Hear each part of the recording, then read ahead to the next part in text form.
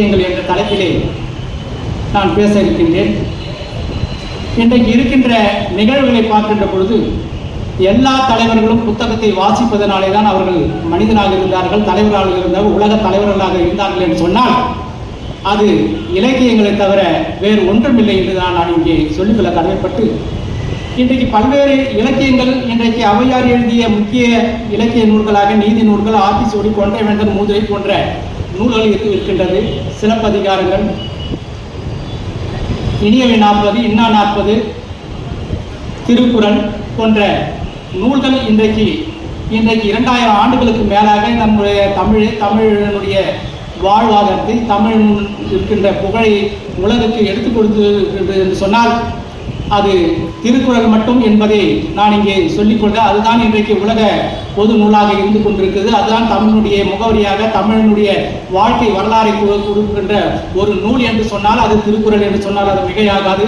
அந்த அளவிலே இன்றைக்கு நம்முடைய மனிதத்தை வளர்க்கின்ற எல்லா நிகழ்வுகளும், அறம்பொருள் இன்பம் என்று சொல்லக்கூடிய எல்லா நிகழ்வுகளும் அந்த திருக்குறளில் இருந்தால் நமக்கு உலக அளவிலே நாம் இன்றைக்கு சிறந்து விளங்கக்கூடியவனாக இருக்க முடியும் என்பதை நான் இங்கே சொல்லிக்கொண்டு, இந்த நிகழ்வை நாம் பார்க்கின்ற பொழுது கொன்றைவேந்தன் என்கின்ற ஒரு ஔவையார் எழுதிய அந்த பாடலை அன்னையும் பிதாவும் முன்னறி தெய்வம் என்றுதான் நம்முடைய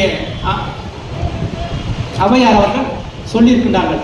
இன்றைக்கு நாம் பார்க்கின்ற பொழுது இன்றைக்கு அவன் இருப்பதோ அன்னை இல்லம், அவர்கள் பெற்றோர் இருப்பதோ முதியோர் இல்லை என்று சொல்லுகின்ற அளவிலே இன்றைக்கு முதியோர் இல்லங்கள் பெருகி கொண்டிருப்பதை எல்லாம் நினைத்துதான் அன்றைக்கு நம்முடைய ஔவையார் அவர்கள் இது போன்ற அன்னையும் பிதாவும் முன்னறி தெய்வம் என்கின்ற ஒரு கருத்தை அவர் சொல்லியிருக்கிறார்கள்.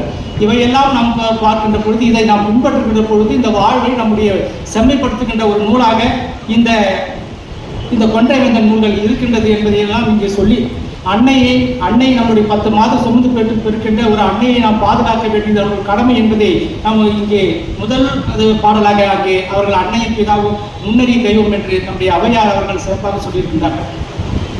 ஆகவே இப்படி நாம் வளர்க்கின்ற பொழுது நம்முடைய தந்தையாரையும் தன் தாயையும் தன்னுடைய தாத்தா பாட்டி என்பதையெல்லாம் நாம் இப்போது மறந்து விடுகின்றோம். இன்றைக்கு தாத்தா பாட்டிகளுக்கே நாம் விழா எடுக்கின்ற ஒரு நிகழ்வாகத்தான் நாம் பார்த்து கொண்டிருக்கின்றோம். அந்த அளவுக்கு நம்மளுடைய தாத்தா பாட்டியை நாம் மறந்து விடுகிறோம். தாய் தகப்பனை தான் பார்க்கின்றோம். ஆனால் தாய் சொன்ன பிறகுதான் நம்முடைய தகப்பனை பார்க்க வேண்டிய சூழ்நிலைகள் இருக்கிறது.